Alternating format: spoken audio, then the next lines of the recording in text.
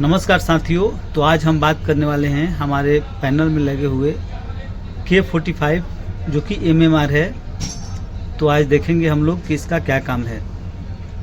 जैसे कि हम लोग ने पहले जाना था कि दो MMR और रहते हैं हमारे नेट 1 और नेट 2 के लिए, K03 और K04, जो कि 750 वोल्ट को मेजरिंग करते हैं। वैसे ही जो K45 है, ये देखिए यहाँ पर दिखाने की कोशिश करेंगे। ये जो है ये हमारा K45 है। इसका काम है हमारे कोच में 415 वोल्ट को मेजरिंग करना।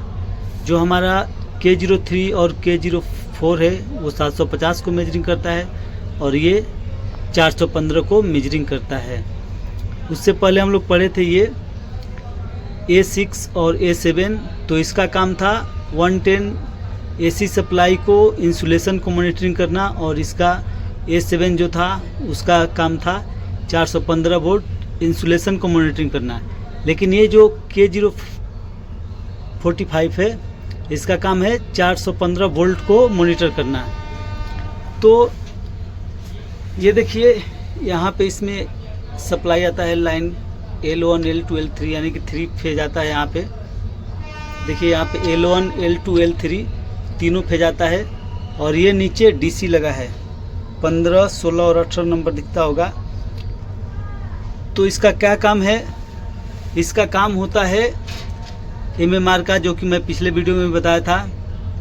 MMR का काम है under voltage, over voltage, phase sequence, phase unbalance and phase failure. यानी कि ये पांचों में से कोई भी रहेगा तो ये सप्लाई को आगे नहीं भेज पाएगा।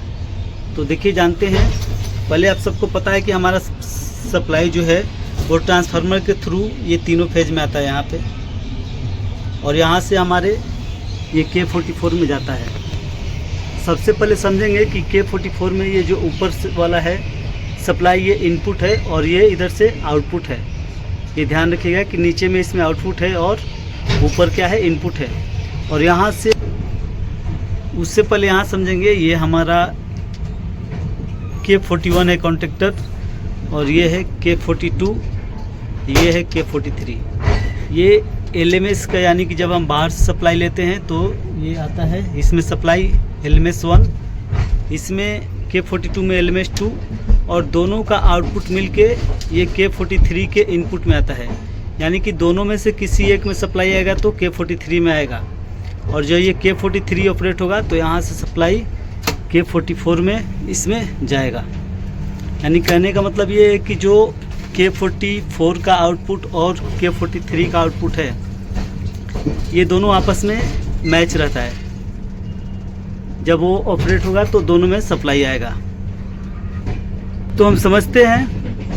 अब देखिए, ये जो MMR है इसमें सप्लाई कैसे आता है। तो जो K44 के आउटपुट से जो सप्लाई निकलता है और K43 के जो आउटपुट से सप्लाई निकलता है, इससे के बीच से ये सप्लाई आता है। यानी हम कह सकते हैं कि ये K43 के यहाँ से जो सप्लाई निकला है इसमें आता है L1 L2 L3। यहाँ तक समझ गए। उसके बाद ये जो सप्लाई आता है 110, ये हमारा इधर वैगो है 124 नंबर DC, इधर दिख रहा है आपको ऊपर में। वहाँ से ये 15 नंबर जो है इसमें आता है, और ये 16 और 18, यानी कि 15 इनपुट है और 16 18 ये आउटपुट है। जब ये MMR काम करता है, ऑपरेट होता है, तो ये क्या करता है, ये NO रहता है। ये जब काम करता है तो NO से ये NC हो जाता है, और यहाँ से दोनों वायर से सप्लाई निकलता है। ये जो 18 नंबर वायर है, इसे सप्लाई निकल के हमारे ये माइक्रो प्रोसेसर है, ये जो दिख रहे हैं माइक्रो प्रोसेसर। यहाँ पर देखिए 400 वोल्ट ओके का सप्लाई दिखा रहा है, तो वोल्ट ओके का इंडिकेशन है। यहाँ पे आता है सप्लाई।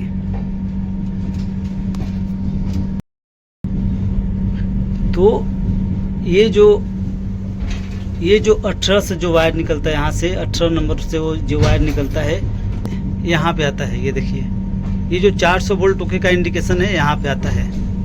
और जो दूसरा ये वायर है 16 से जो निकलता है प्लांट 1 को और प्लांट 2 के कंट्रोलिंग में जाता है। तो आप समझ गए कि हमारे एमएमआर का क्या काम है, यानी कि इसका काम है हमारे 415 वोल्ट सप्लाई को मॉनिटर करना। और ये इनपुट सप्लाई इधर से आता है, जो आउटपुट और K44 के आउटपुट और K43 के आउटपुट है उसके बीच से सप्लाई निकल के यहाँ से आता है। और ये डीसी सप्लाई रहता है इसमें। ये एक जो 15 नंबर है ये हमारा आता है वैगन नंबर 124 से। ये इनपुट रहता है और 16 और 18 आउटपुट रहता है। तो हम एक डायग्राम के माध्यम से समझेंगे।